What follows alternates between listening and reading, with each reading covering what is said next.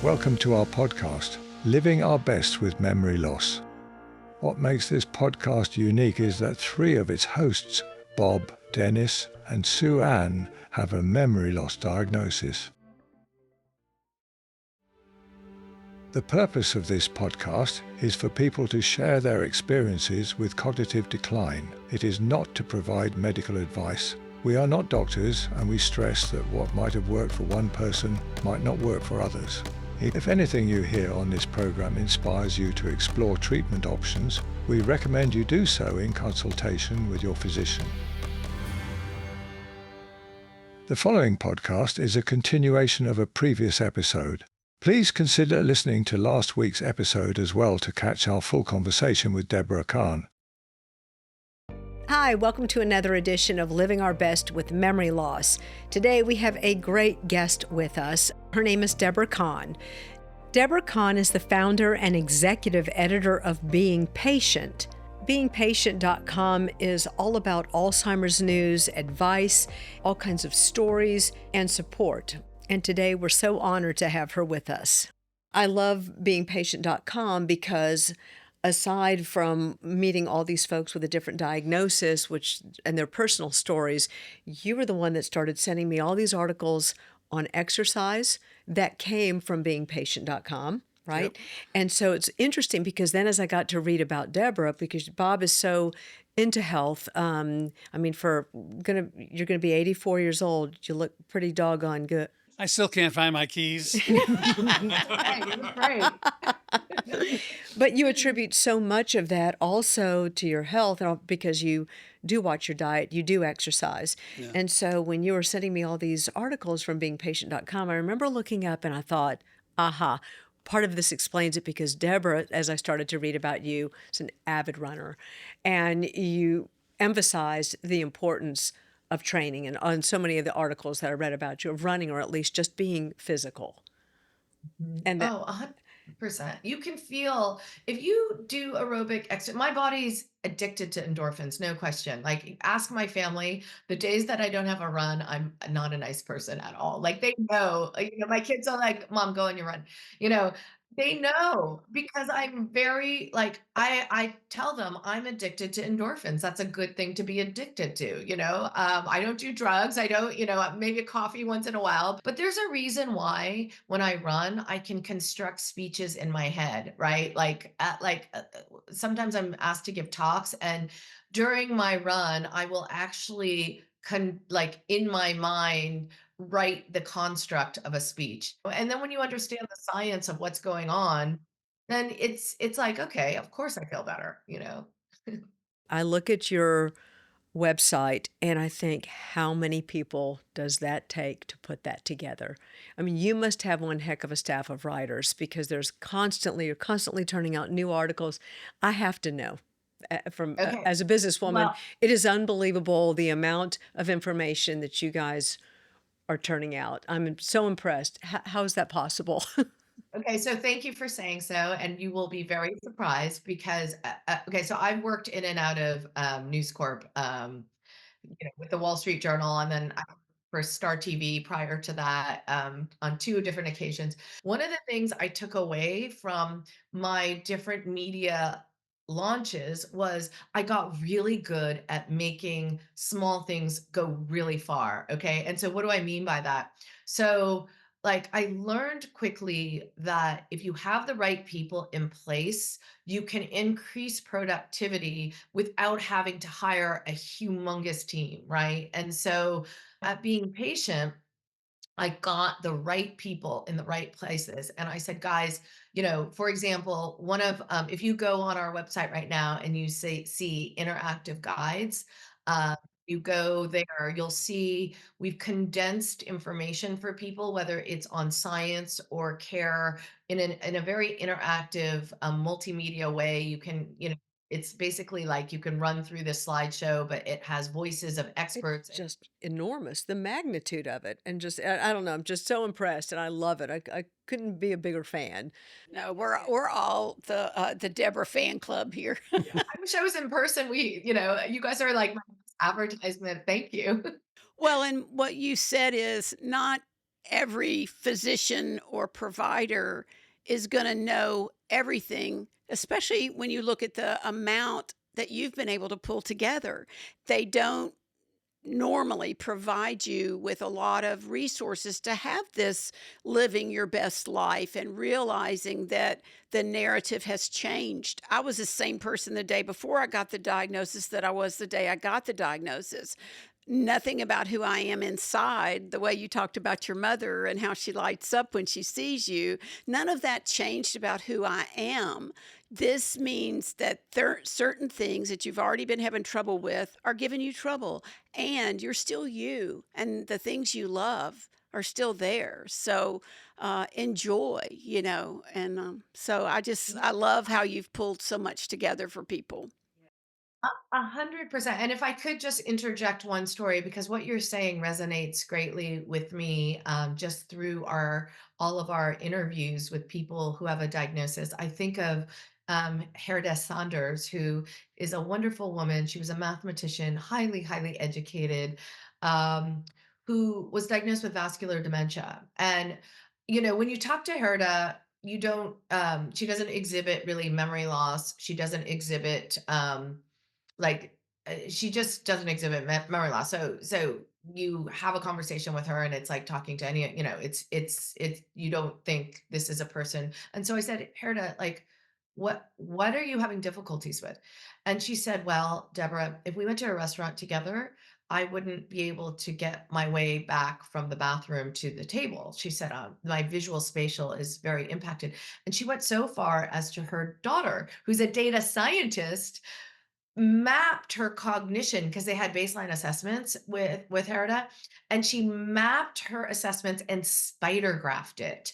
And you could see, and I thought, why doesn't everyone have this? She could see where her visual spatial was dramatically impacted, but her verbal was still off the charts. So it was exactly what she was experiencing. So to your point, she's lives her life now with strategies to cope. Like, so aside from, she when they're out to dinner, someone goes with her, but aside from that, she has a hard time putting together outfits, right? That's one of the ways that the dementia has impacted her brain.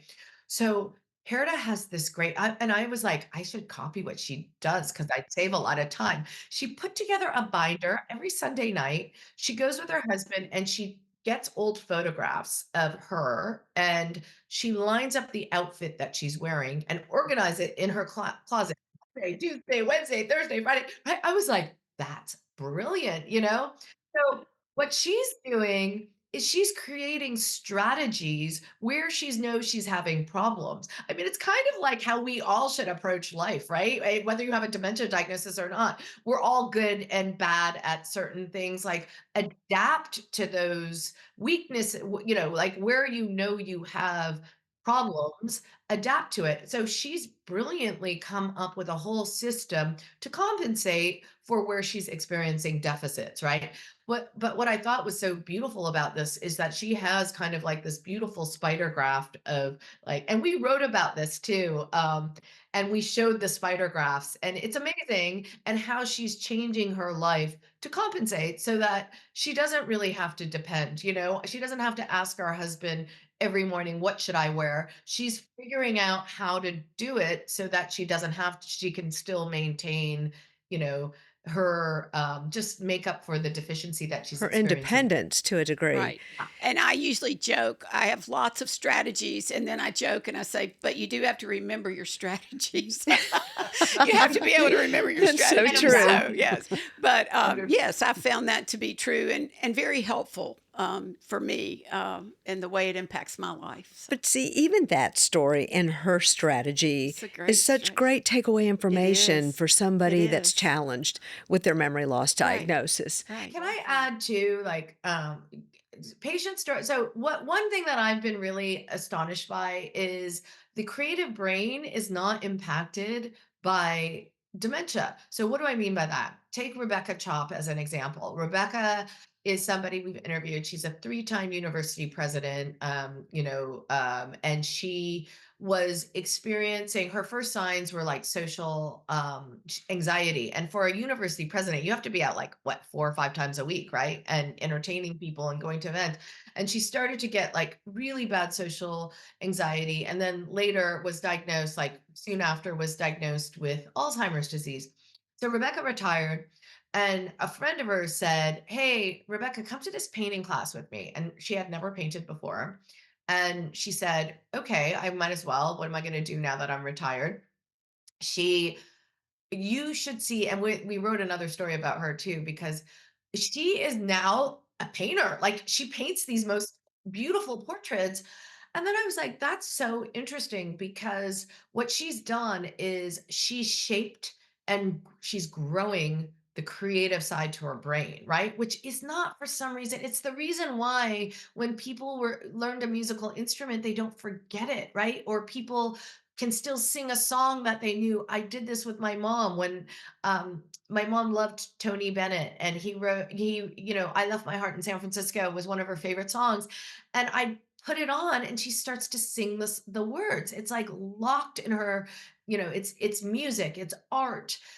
What I really say to people is Alzheimer's does not get to the creative part of your brain. You can still grow it, right? So grow it, because even if you don't think of yourself as an artist, because I think the impact of, like, if you're becoming more forgetful, you can feel good about accomplishing something that you didn't really dally in until now, and you're seeing your brain flourish in that way. It is the most amazing thing to me, and again speaks to the complexity of the human brain. And again, to label like Alzheimer's as a disease where people can't learn, I don't think that's right anymore. I used to, like, I've heard neurologists say you stop learning. And then I'm like, no, you don't. I've seen now multiple examples of people who continue to learn in a different way, right? And so I don't think that's right, that message. I think people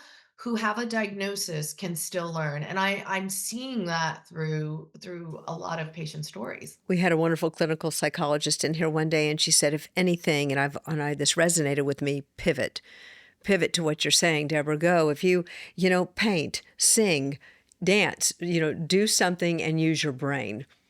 And that has stayed with me. It's so easy to respond, like a pat response. Well, I've stopped learning. And it's the inability to learn, and just toss that off. But you made it you made it a really compelling argument that you can learn in other areas, and you can develop an artistic ability, you can develop a musical ability, you can learn to sing and dance, you can do these things that aren't necessarily reading comprehension and writing A ability. 100%. So look at this. Hold on one sec. Okay, can you see my screen? Yes. Yep. This is Okay. Rebecca. These are all of the pictures. This is her grandson in the back. This is a woman who had no idea she had any art. I was like, "Do you have artists in your family?" She's like, "No, I don't have any." I'm like, "What? How did you learn how to do a portrait?" This is her grandson. Isn't this amazing? It I is. just What? Oh, I love Oh, that. ever painted in her life, and she just paints now. And I also think too, to your point, is like just that feeling of accomplishment, that you're not being defeated by, look, she did all of these portraits behind her. These are all her. Oh Gives me my wow. goosebumps just seeing that. That wow. is just Amazing. That is unfound. So amazing. that's talent she's obviously had her whole life. But she just No, she said, Yeah. that's what I said. I said, must have like your mom, your dad, aunts, uncles, artists. She said, nobody. She said, I did wow. not. She She just just found And it. found that she talent never though. painted before Yeah. that. Oh my gosh. Never. She didn't. She said, Grandma I had no Moses, yeah. time to paint. I found this afterwards, but look at those portraits behind her. She's learned. I mean, you know, and she's she's made this, I mean, this is her way of saying, like, this is a woman who, she was a university president. She obviously had a lot of demands on her, and she was obviously using her brain a lot, but she's now transferring that energy into art, It's which is amazing. amazing, and, It is. and Wow. seeing progress, right? And so imagine, like, just that is worth it to me, because imagine what that does to your spirit. You're not being defeated. You're taking on another challenge and growing in a different way. And I just love that so I much. love I just, that. I love that. yeah. That is fantastic. Bob, I'd rather you took up painting than cooking. So before you just in case you're getting any ideas from this, okay? I do make a mess when I cook. Yes. It's all I'm asking you. I'll get you whatever it takes. Okay. Canvas, paint. Yes, paint, but I mean, I just think it's just truly amazing, right? To see stories like this, and to make you, like, people understand, it's not a death sentence. It's a different way of living. And also the people who say to you, "Oh, well, I would have never done this had I not had a diagnosis, and my life took a different turn." We did a 7-minute documentary. Sorry, I just can go on and on, because you can see how inspired I am from Oh, other we people. cannot sense any passion whatsoever. No. Very I dull. know. Like, a lot of people are like, how are you going to build this? But I don't know. I'll just figure it out as I go on. But people need to know these things. So we're just going to do it. Um, but Peter Barry is another man who, he said, I was doing an interview with him, and he said to me something that's I clung on to. And he said, he was an avid bicyclist. And he said, when I get on my bike, I can leave Alzheimer's behind. And I was like, that is such a powerful statement to say. Like, that means you have control over the disease to leave it behind. And then I was like, we need to do a documentary on this guy. So I called one of my coworkers at the Journal, who was no longer at the Journal. I was like, we've got to do this documentary. This is amazing. I'm going to send it to you guys. Peter Barry ended up take riding his penny farber, the big English bikes with the big wheel and then the little behind. I mean, get on them, is across the UK to raise awareness for Alzheimer's. I'm like, "Oh my god, this guy is incredible." So, things like that is, like, they inspire me so much, and I'm like, people need to know about, because there's no reason why anyone with a diagnosis can't change their life for the positive. I imagine that experience with the penny farber and doing that and accomplishing that is something he probably would have never entertained had he not had a diagnosis, and which is something which changed his life incredibly, right? For in a good way. So I find myself very inspired, as well. Like, you know, it's almost the opposite. I get inspired by people who have a diagnosis, who are proving that there's a way to live and there's a way to challenge yourself, in different ways. Don Kent, who was misdiagnosed with Lewy body dementia 7 times. It took 7 neurologists before he has a correct diagnosis. He just climbed Guadalupe Peak, which is the highest peak in um, Texas, with Lewy body dementia, which is really hard because it impacts your balance, right? So, like, these types of things, I'm like, my God, it's just so inspiring. Anyway, sorry, I know I could go on for days about these Bob things. Stryer, this does not mean you can climb another ladder. I'm just telling you, I'm very concerned about these ideas that you're getting here.